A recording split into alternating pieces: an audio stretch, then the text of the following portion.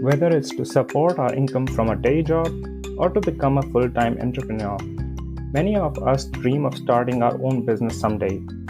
So today on India to Germany, we speak with Viswatez Repakula, who founded Subfi, a company that sells environment-friendly stainless steel lunchboxes that are also TÜV certified.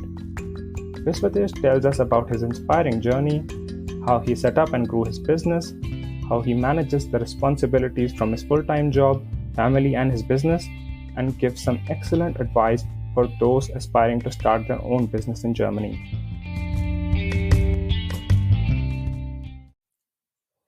Welcome, Viswatez. Thank you for joining us on the India to Germany podcast. Thank you so much, Faris, for inviting me.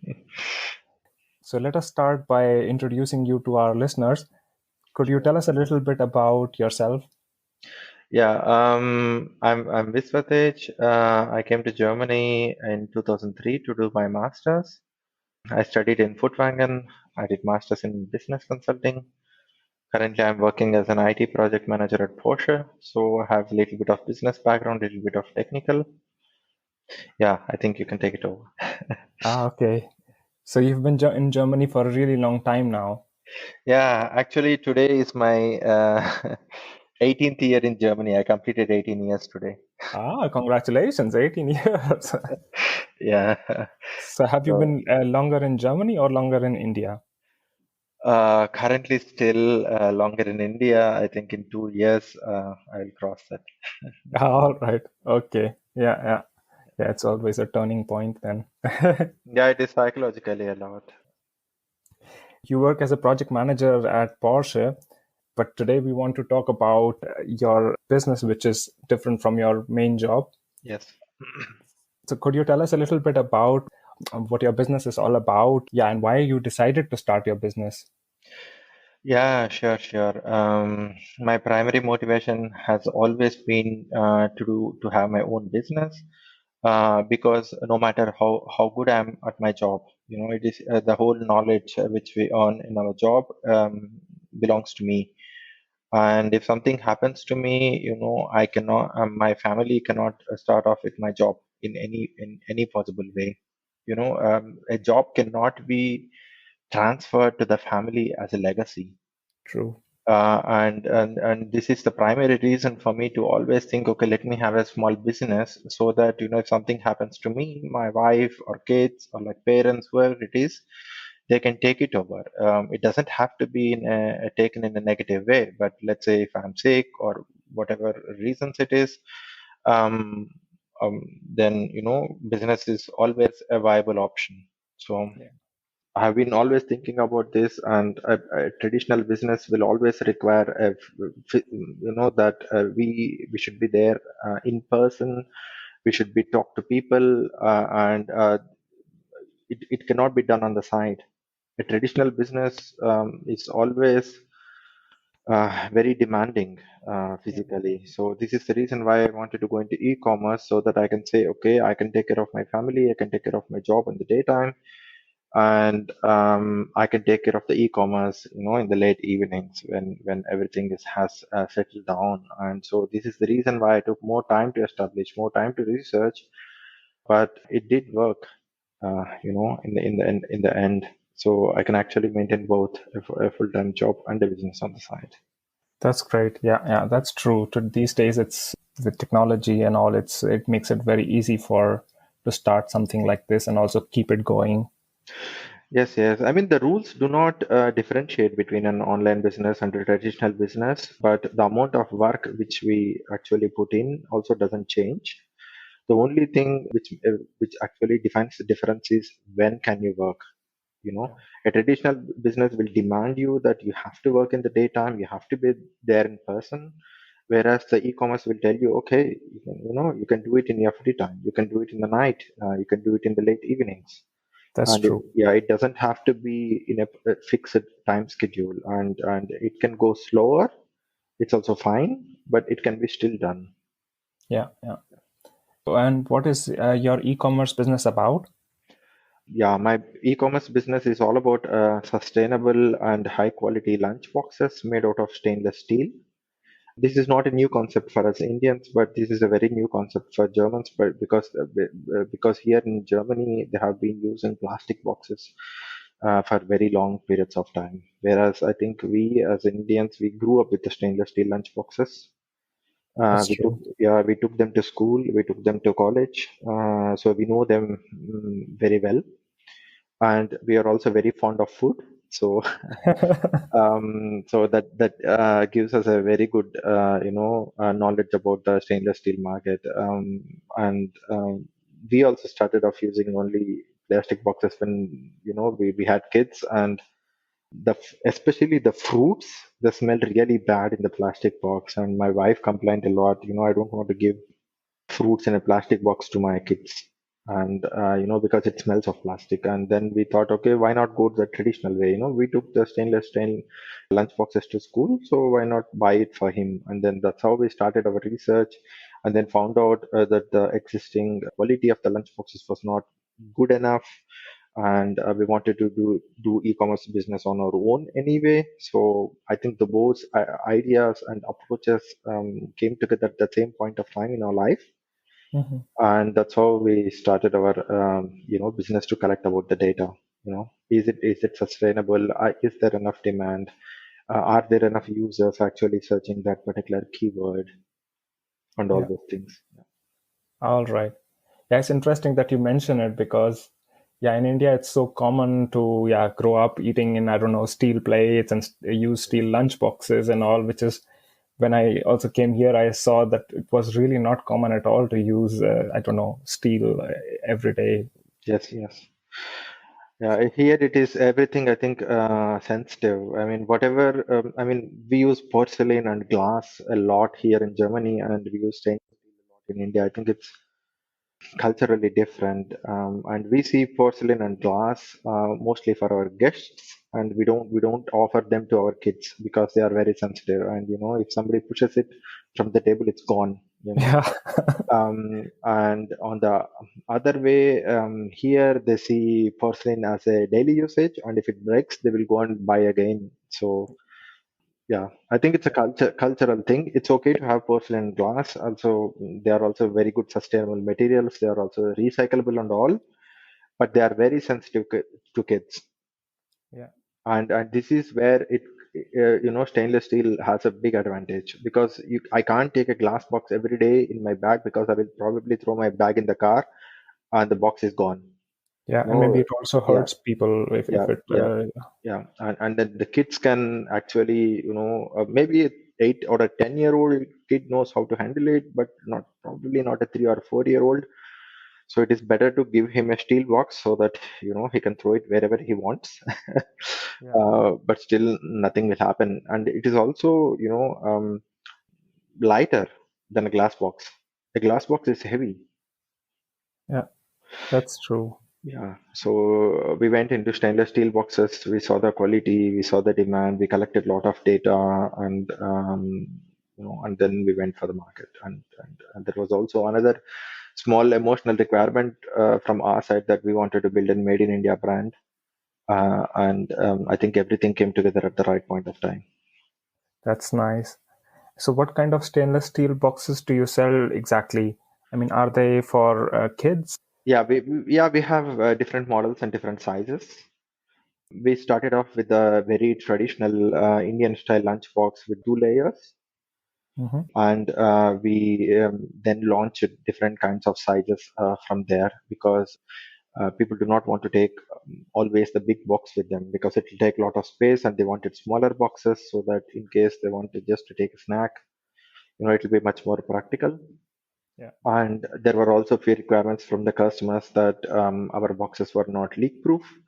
Yeah, in India, we know how to handle a lunchbox. Probably the customers here don't know, Hmm. and because they have been using the plastic boxes very long period of time, they are also used to the fact that the plastic boxes are leak proof. So we started off launching steel lunch boxes with silicone bands in them, Yeah. and they are also leak proof. All right. Okay. Yeah. So, So we have mhm. a combination. We have a traditional stainless steel lunchbox, which is not leak proof, but it is more suitable for Indian food because then you can have like rice and curry in different layers. And we also have leak-proof lunch boxes, which are like single layer, but still they have dividers in them, wherein you can put different kinds of snacks or like yogurt or something. All right. Okay. So you mentioned that you did a lot of research before coming up with this idea Mhm. and also made this decision based on data. So maybe you could just give us a little bit more information on yeah, what kind of data you used or how did you come up with this decision? Okay, so I mean, e-commerce field is really vast. Either people can open their own store, and then go big in Google. Yeah, that is all. That's the one way. And the other way is to choose a traditional platform, like an Amazon or eBay or Etsy or something, and then open up a small store there. From my experience, I can say that opening a store in Amazon is much more easier than opening a traditional store outside in Google, because for starters they don't have to market for Amazon. People come there to buy the product already, and there are enough softwares in the market where we can buy and analyze the data from Amazon. We can see which kind of keywords are coming, which kind of keywords will perform nice, if there is enough demand, and if there are enough suppliers on the market, how is the competition performing, and how is the trend, how has been the trend in the last 1 or 2 years. Is the trend going down, going up, and all those things. All right. So with this kind of like, there are browser plugins, there are enough on the market. There are enough tutorials on the YouTube. There are also a lot of webinars which will guide through from step 1 to 10, all those things. Hmm. And we can make a very rational decision. It doesn't, because emotional decisions do not work well in business field.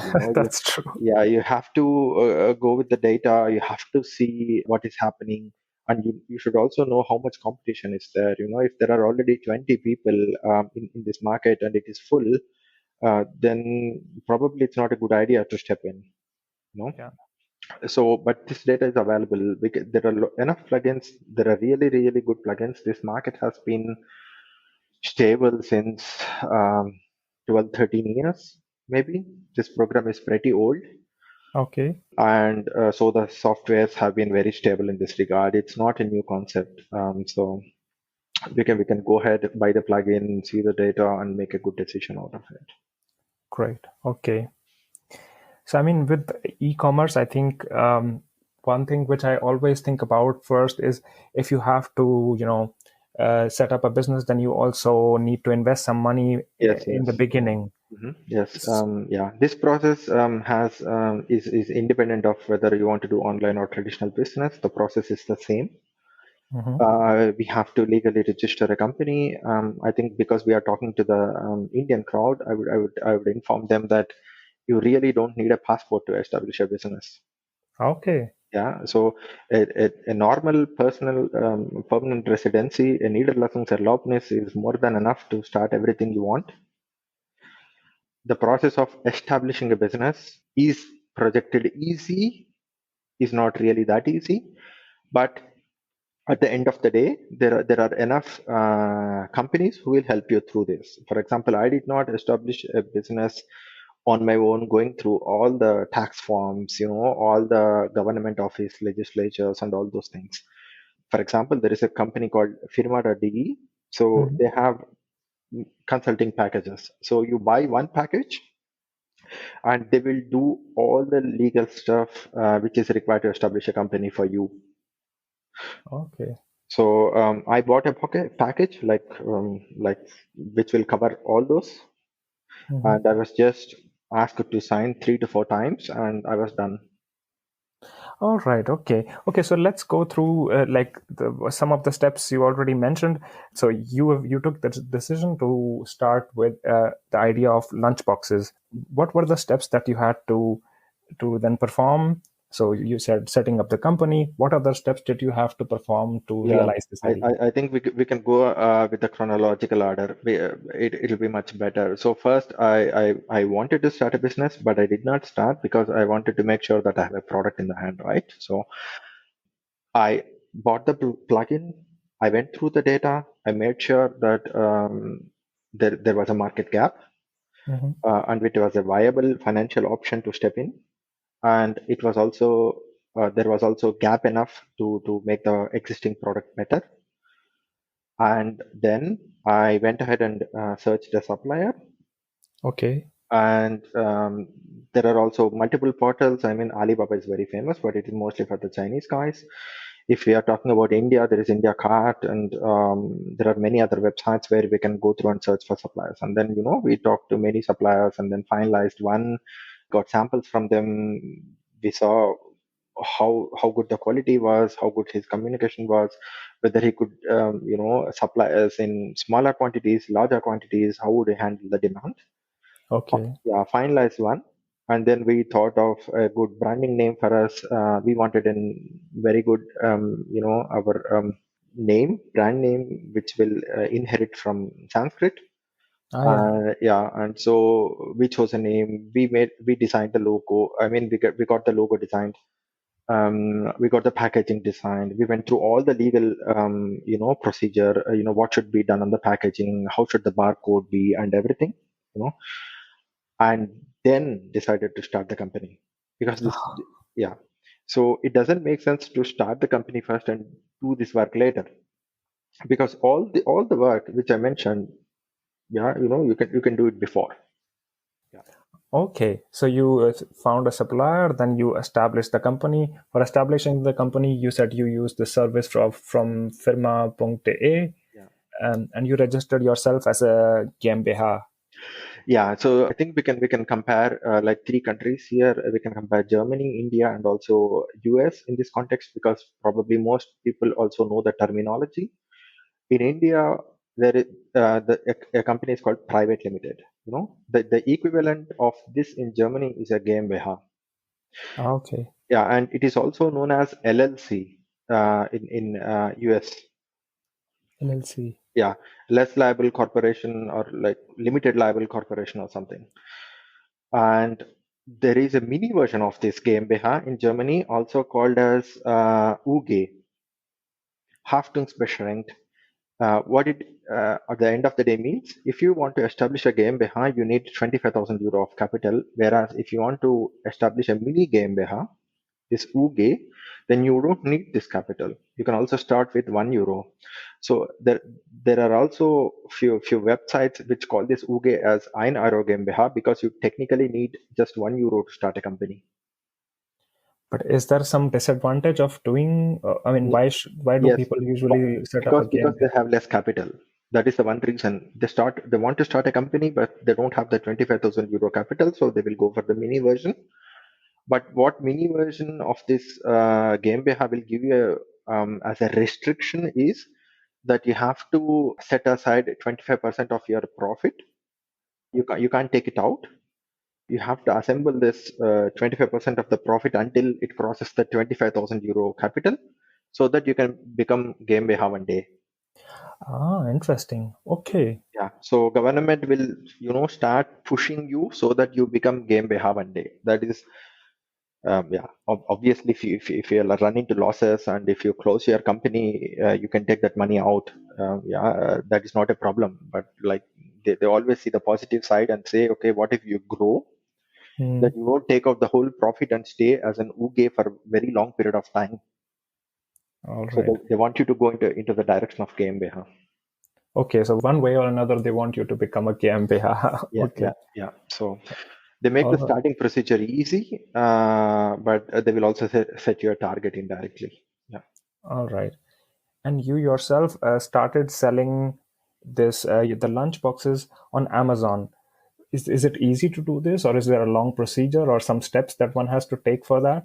I mean, specifically for Amazon, there is no complex process. The complexity lies in just establishing the company, and once we go through this, it's just an account creation in Amazon. After creating the company, you'll get enough data.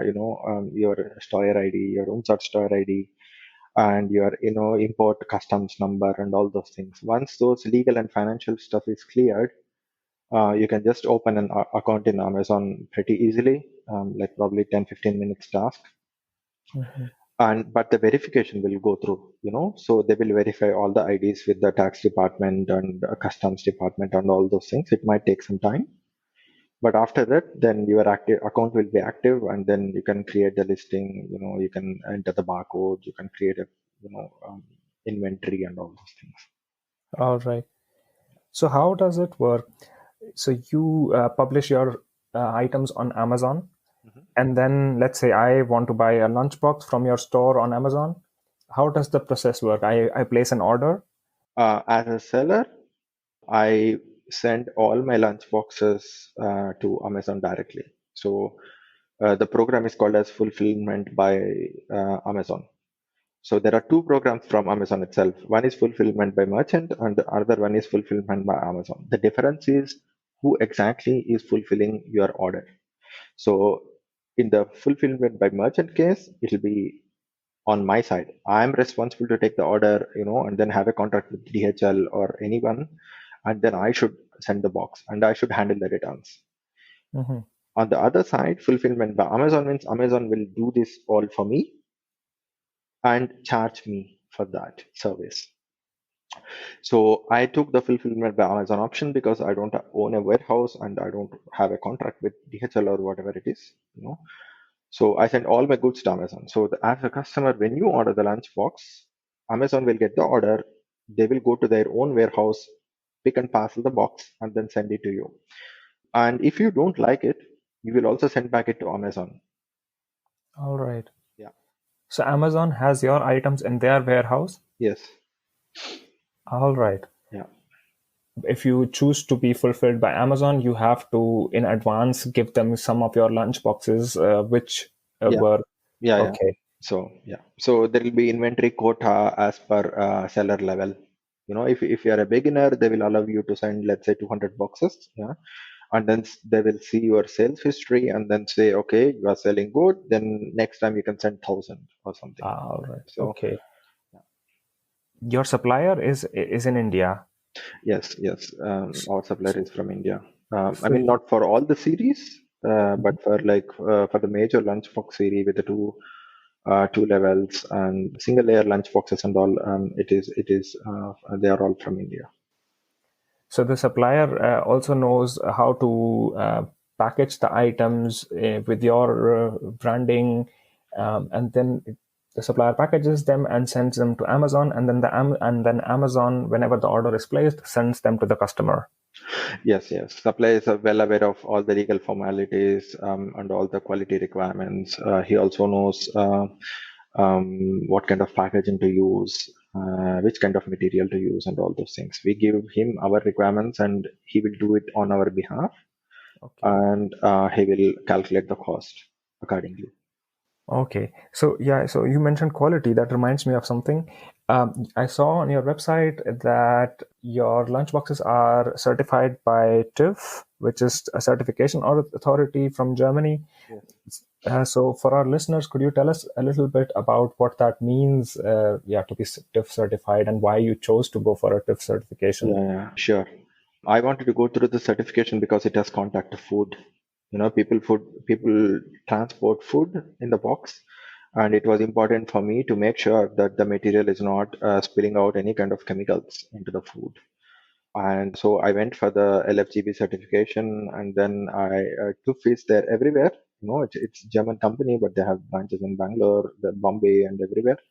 So we sent the boxes locally to the TÜV office, and then we wanted them to do a test. So the test was very good, and we were given a certificate that there were no chemicals involved, which will be transferred to the food. There is no order transfer, even. So the customers can be sure, that transferring food in our container is actually much more healthier than transferring it in a plastic box. Ah, that's great. That's great. Yeah. In order to set up all this business, you had to invest some money at the beginning. Could you give us an idea of approximately how much you had to invest to start this all up? Yeah, sure. I mean, this data is anyway public. uh, Okay. we started off with like 10,000 euro of capital. Obviously, you also need more money to invest after you finish your first order, Mhm. but that happens everywhere in every business. All So right. that is not unique to me. But I chose 10,000 euros because starting off with like 10 boxes or 50 or 100 boxes won't be enough, because you will not have enough data to see whether you are doing good business or not. So you need a certain amount of starting capital to make sure that the supplier will also accept your order. Because if you want just like 20 boxes, he will say, yeah, you are a one-time customer. You will not have enough value. He will not do the unique design for you. He will not do the product packaging for you. In business world, it is important to go with a big order to the supplier to make sure that he will take you seriously. He will take your requirement seriously. He will also do the custom design for you. So Interesting. yeah, and this is where the most newcomers will end up having problems, because they will say, I cannot take the risk. I cannot order 1,000 boxes without knowing if I'm going to sell. Yeah. And he will say, then take the standard box. I will not do any custom design for you. Mm. So this is a big conflict. This is a conflict which is there everywhere in the world. It has nothing to do with India or Germany. You can go to Chinese supplier, you can go to African supplier, wherever you want. You will get your custom design, you'll get your custom quality, whatever it is, only if you make a big order. That's a very interesting point. That's a very interesting point. So, from the point that you invested this money, or that you decided to start this, until the time that your first sale happened, how much of a time gap was there? I mean, the collecting of data, and then choosing a platform like Amazon, and then going through all the legal formalities, and then all these things, they took about 1.5 years. Yeah. Okay. So we started off the research like in early 2016, and then by the time we established the company, it was already September in 2017. And once we established the company, we also have to wait for all the store IDs and all those things, right? I mean, customs ID, custom individual number to import the goods and the licenses and all those things. So by the time we got our goods, it was already December 2017. All right. Yeah. And since then, how have things been for you? I mean, have they worked out the way you expected them? How It have did they? work out initially the way we expected, but we were not able to handle the demand properly in the initial days. Lack of experience, lack of forecast, lack of proper software. uh, but we improved eventually with time, and within 1.5 year, we were already able to make a six-figure turnover. Oh, great. And then the whole world slowed down due to Corona.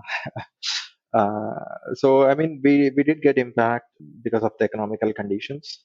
But still, I would say it was a success, that our data did not lie. Yeah, yeah. That's very true. That's true. So I hope, yeah, things get better in the future. I hope for everyone, particularly for your business. If everything goes well, what are your plans for the future? What are you looking to do? The first, I would like to stabilize and bring probably more models in the lunch boxes, because I do have the customer feedback since about 3.5 years now. I know what they're expecting. I know what is missing, or what kind of models they actually expect, and then probably launch multiple brands and multiple segments. So I do have an idea of getting into different kind of markets, completely independent of each other. So this might be the lunch boxes, and another brand might be doing completely different things. Interesting. I look forward to yeah, seeing how things change and grow. And also, yeah, what one thing that I'm also interested to know is how much time do you spend on this every week? So, at the side of your job, you're also managing this. How much time do you have to spend on this? Yeah, this is where probably I would like to state the facts. Do not believe the YouTube videos. Do not believe the YouTube videos. Okay. Yeah, so the YouTube videos will tell you that 20 hours of work in a month is enough. Okay. They are lying. Okay. The truth is that you need at least 3 to 4 hours of dedication every single day. 3 to 4. Oh, wow. Okay. So it's Yeah, really like so a part-time job. yeah, it's really like a part-time job. We were able to do it because it was not me alone doing it as a one single person. My wife Ramya, she has been assisting since day one.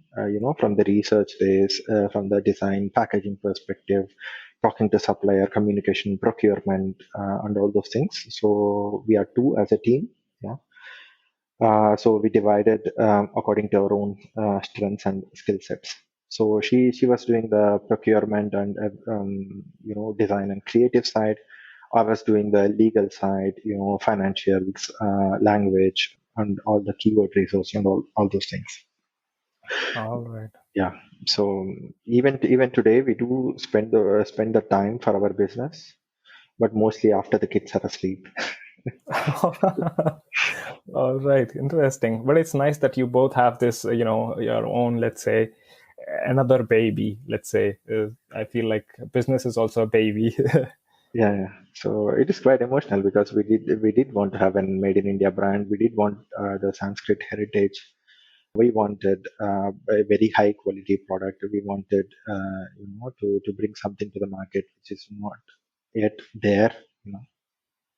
Yeah, yeah. No, I really liked it. I checked your website as well, and it was really nice. I will also put the links to it in the description of this blog so that our listeners can see it. Yeah, yeah, sure. Um, yeah. One thing I can assure you and all the readers here that we do have the best quality stainless steel lunch boxes on the market. Okay, Yeah, that's great to yeah, hear. yeah.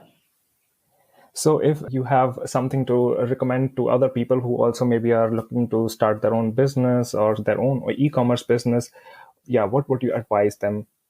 My main advice would be to start early. Don't wait until you are in your 40s. Okay. Yeah, it is very important to invest your time in there. It is very important that you have somebody to talk to. You know, age plays a very big role here. In my 20s, all my friends also had time to talk to me. It's not only me anymore. So if I would have started my business 10 years ago, probably it would have become a big company by now, Hmm. because you can afford failure, and you can also start a different business, and you can assemble a lot of knowledge. It is also important to know that the whole knowledge which you assemble through starting your own business, you can also utilize the same knowledge in your current job. That's Yeah, it is not two different worlds. And people assume that, okay, if I fail here, then maybe I have to go back to a very traditional job and I can't do there anything. Or even in the other direction, if I'm doing my job and then traditional, maybe I don't have enough knowledge to assemble, start off my business. It's not true. okay. Now, for example, if I'm talking to my finance abteilung, I talk with them on a completely different level than before. Because you understand all the Yeah, things that, yeah. okay. Yeah, yeah, that's true. Yeah, that's a very important point. I totally agree. It kind of enriches you with a different perspective on things. Yeah, it does help a lot. It does help a lot. You will understand why certain budget has been cut off from your department, why the other department is getting more money, and how should you talk to your legal department? How should you talk to your procurement department, and all those things. And this is why, I mean, many companies in Germany choose to allow you to do your neighboring job, whereas many companies don't. So I cannot give you any guarantee that your company will agree that when you start your own business, but there are enough companies in Germany which will actually promote in doing it. Okay. Yeah, that's good to know. Okay. Yeah. Thank you very much, Vishwatej, for all this useful information, so much advice. I really enjoyed talking to you. It was a lot of learning for me myself. Yeah. Thank you for being on the podcast. Yeah, I would also like to thank you that you gave me a chance to, share my knowledge. Because sometimes when you do it all by yourself, you're also alone. Yeah, that's very true. Yeah, so it's yeah. I to be honest, if I had to start something on of my own, I would also probably be watching YouTube videos and all. But it's nice to hear from someone who has already done this. Yeah, what? Yeah. I mean, if any of you are like, or your readers are interested to start off their own business on the side or like a main job, then I'd be glad to help. Because most of the internet articles are always biased to the American side. Ah, right. Yeah, but because I see this a lot. If you read any article from a business entrepreneur from USA, they will always say, go, put your all your energy in your business. It is always nice to take the risk, quit your job, to work 14 hours a day. Uh, yeah, wait, it's pretty nice. Do you know how risky that is? Yeah, yeah, that's true. Yeah, you're not alone anymore. You have a wife, yeah, you have your kids to feed, but that shouldn't be a reason not to try. you Yeah, know you can stay secure, you can still try. It is definitely possible, and it doesn't have to be the risky way. yeah, yeah. Oh, yeah, that's a very valid point. Yeah, it's most of these things are more biased towards the US. I agree. Yeah, they're very biased, and it can be risky. It can work for like one or two people, and 98 people might fail, and nobody is going to put up the interviews of all those 98 people. That's true. There's a bias there also. Yeah, Only so successful yeah, people. only successful people. So you show one guy who had success probably because he had no financial dependencies, either from the family side or something. He could spend 18 hours a day. And obviously he will succeed if he will put so much of hard work in there. But that shouldn't be the only way how it is supposed to be possible. Yeah, that's very true. Yeah, that's great. Thank you very much that you also offer to give this advice to people. I will put your LinkedIn profile perhaps in the blog notes, and hopefully people can get some information from you. Yeah, sure. I'd be glad to help.